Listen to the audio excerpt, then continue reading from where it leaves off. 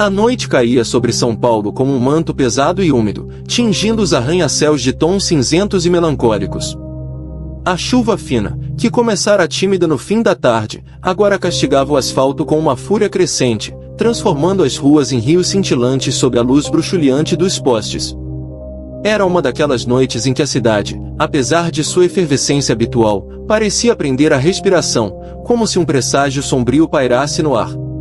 O som das sirenes, antes um ruído constante quase imperceptível na sinfonia urbana, agora se destacava, cortando o véu da chuva com uma urgência que gelava a espinha. No coração dessa metrópole insone, uma série de ataques brutais vinha aterrorizando os moradores. Não eram assaltos comuns, nem brigas de gangues. As vítimas, encontradas em becos escuros ou parques isolados, apresentavam ferimentos grotescos, dilaceradas como se por um animal de proporções inimagináveis. A polícia, apesar de seus esforços incansáveis, estava perplexa. As câmeras de segurança mostravam apenas vultos indistintos, e as poucas testemunhas que se atreviam a falar descreviam algo que desafiava a lógica e a razão. Era grande, escuro, com olhos vermelhos, balbuciou uma delas, ainda em choque, antes de desmaiar. Um monstro, sussurrou outra, com a voz embargada pelo terror. O delegado Roberto Almeida, um homem de meia idade com cabelos grisalhos e um olhar cansado, mas determinado, folheava os relatórios com uma mistura de frustração e incredulidade. 27 vítimas em 3 meses. Nenhum padrão aparente, exceto a selvageria dos ataques. Seus anos de experiência na força policial o haviam preparado para o pior da natureza humana, mas aquilo era diferente. Que tipo de animal faz isso? Ele murmurou para si mesmo, o cheiro de café frio e papel velho preenchendo seu pequeno escritório na delegacia. A cidade estava em pânico, e a pressão para encontrar o responsável crescia cada dia. Mal sabia ele que a resposta para seu enigma estava muito além da compreensão humana, espreitando nas sombras da noite, esperando a próxima lua cheia para revelar sua verdadeira e aterrorizante forma. Com o passar das semanas, os ataques se tornaram mais frequentes e audaciosos. Não eram mais apenas becos e parques isolados, agora, as vítimas eram encontradas em áreas mais movimentadas, embora sempre sob o manto protetor da escuridão. O pânico se espalhava como uma doença, e as ruas de São Paulo, antes vibrantes a qualquer hora, começaram a esvaziar-se após o anoitecer. O toque de recolher não oficial imposto pelo medo era mais eficaz do que qualquer decreto governamental. As pessoas se trancavam em suas casas, ouvindo os noticiários com a respiração suspensa, cada nova reportagem sobre uma vítima adicionando uma nova camada de terror à atmosfera já densa. O delegado Almeida e sua equipe trabalhavam incansavelmente, mas cada pista parecia levar a um beco sem saída.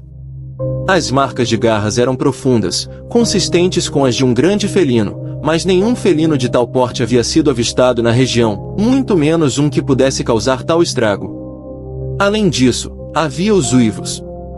Testemunhas em diferentes partes da cidade relatavam ter ouvido uivos longos e guturais, que pareciam vir de lugar nenhum e de todos os lugares ao mesmo tempo. Sons que não se assemelhavam a nenhum animal conhecido, mas que evocavam uma sensação primordial de terror.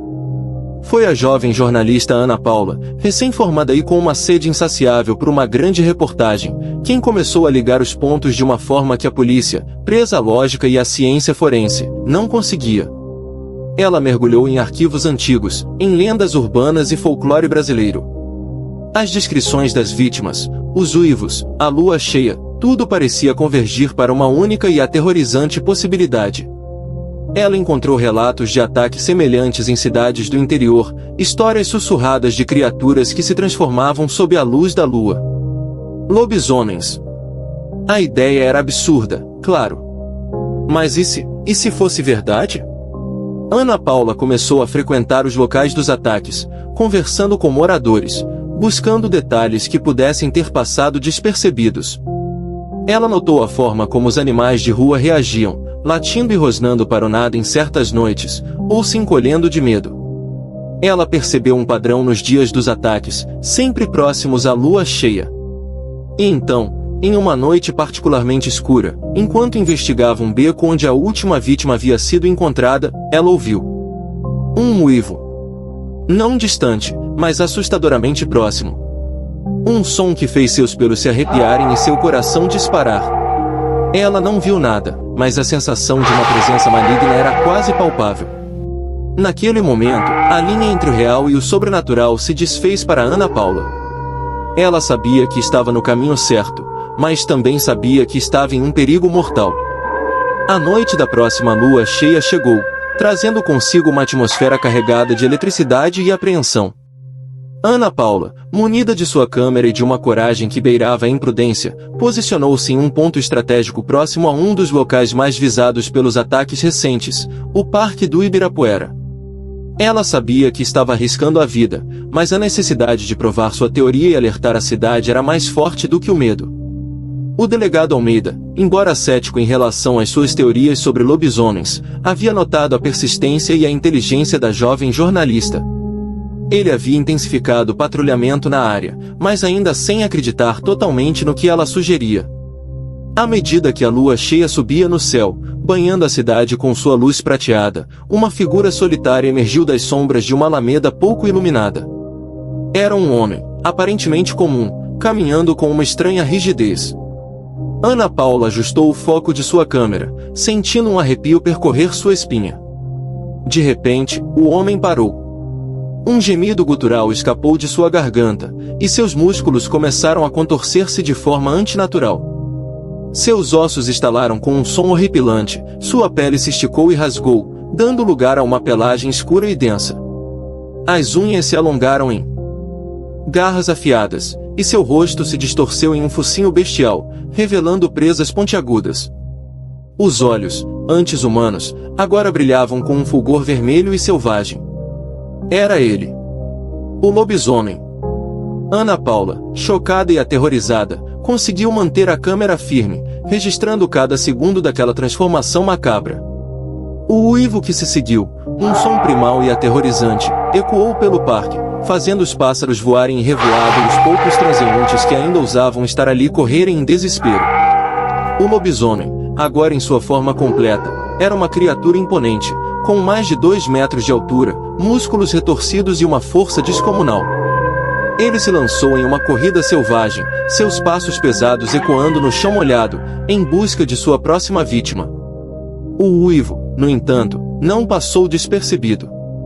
As viaturas policiais, que patrulhavam as proximidades, convergiram rapidamente para o local. O delegado Almeida, ao ouvir o som e ver a comoção, sentiu um calafrio. Ele havia zombado da ideia de lobisomens, mas a evidência diante de seus olhos era inegável. "É ele", gritou Ana Paula, surgindo das sombras, com a câmera ainda em mãos. "É o lobisomem." Começou então uma caçada frenética pelas ruas de São Paulo. O lobisomem, com sua agilidade e força sobre-humanas, saltava sobre carros, derrubava postes e abria caminho através de barricadas improvisadas. As sirenes uivavam, as luzes piscavam, e o som de tiros ecoava pela noite. A polícia, armada com pistolas e fuzis, disparava contra a criatura, mas as balas pareciam ter pouco efeito, ricocheteando em sua pele espessa ou apenas irritando-o ainda mais. O lobisomem revidava com golpes poderosos de suas garras, virando viaturas e ferindo policiais. Era uma batalha desigual, uma criatura de lendas contra a força da lei, e a cidade de São Paulo se tornou o palco de um pesadelo que ninguém jamais imaginaria. A perseguição levou o lobisomem para o coração de São Paulo, um cenário urbano que se transformava em um labirinto de concreto e aço sob a luz da lua cheia. Ele corria com uma velocidade assustadora, suas patas poderosas rasgando o asfalto, deixando um rastro de destruição por onde passava.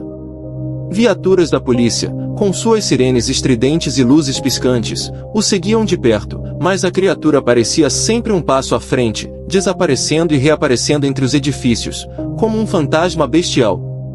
O pânico nas ruas era palpável, pessoas corriam em todas as direções, buscando refúgio em lojas e edifícios, enquanto o som dos tiros e dos uivos ecoava pelas vielas. O delegado Almeida, liderando a operação de uma viatura blindada, percebeu que a criatura estava se dirigindo para a região do Viaduto do Chá, um dos cartões postais da cidade. Era um local estratégico, com menos rotas de fuga e a possibilidade de encurralar o monstro. Ele coordenou suas equipes, montando um cerco, com atiradores de elite posicionados nos telhados dos edifícios adjacentes. A adrenalina corria em suas veias, mas também uma pontada de desespero. Quantos mais teriam que morrer antes que pudessem parar aquela coisa? O lobisomem, sentindo-se encurralado, soltou um uivo de fúria que fez os vidros das janelas tremerem. Ele se virou para enfrentar seus perseguidores, seus olhos vermelhos brilhando com uma intensidade assassina. Os policiais abriram fogo, uma saraivada de balas que atingiu a criatura, mas parecia apenas enfurecê-la. O lobisomem avançou, derrubando uma viatura com um golpe de sua pata e lançando policiais para o alto como bonecos de pano. O caos se instalou. Gritos de dor e ordens abafadas se misturavam ao rugido da criatura. Almeida, vendo seus homens caírem, sabia que precisava de algo mais. Ele se lembrou das lendas, das histórias que Ana Paula havia contado. Prata era a única fraqueza conhecida. Mas onde conseguir prata em meio a um confronto daquele? De repente, seus olhos pousaram em um dos policiais caídos, que havia derrubado sua arma. Era uma pistola de serviço, mas o cabo era de prata, um presente de sua esposa. Era uma chance, por menor que fosse.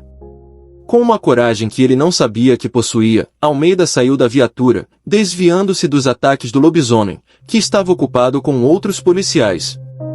Ele rastejou até a arma, pegou-a e, com as mãos trêmulas, mirou na criatura.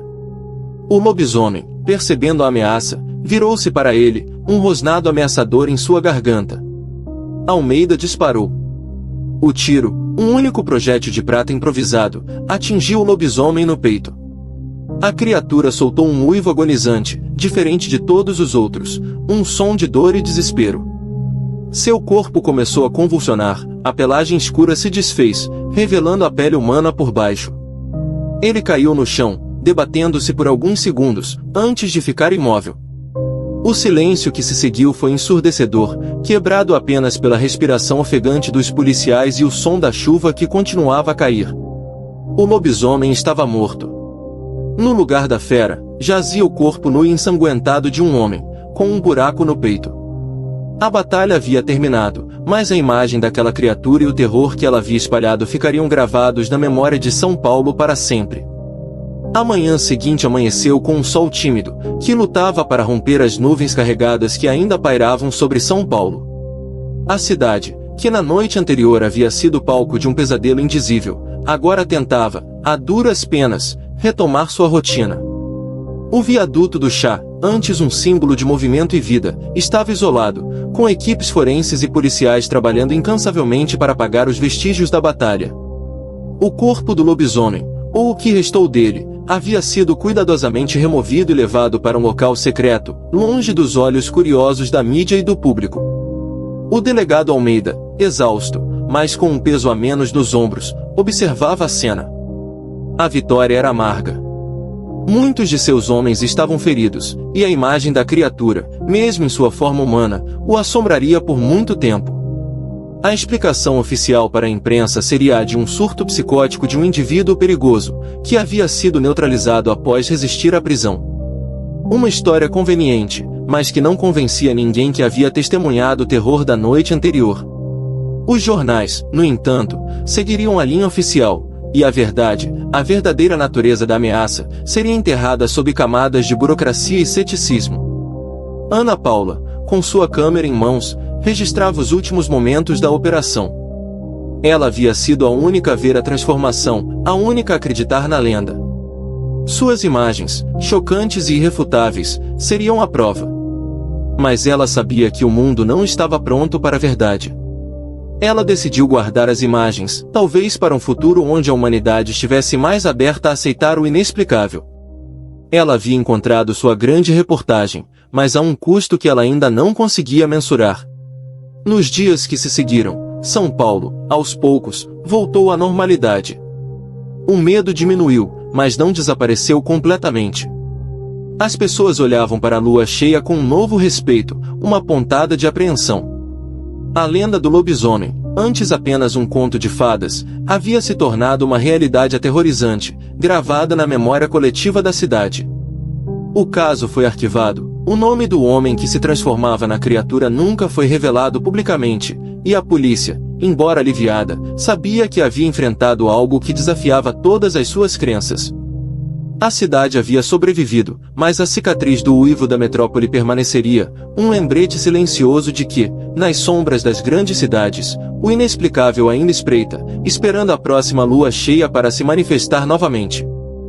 Agora se inscreva no canal e deixe o gostei se não vou atrás de tu, cabra.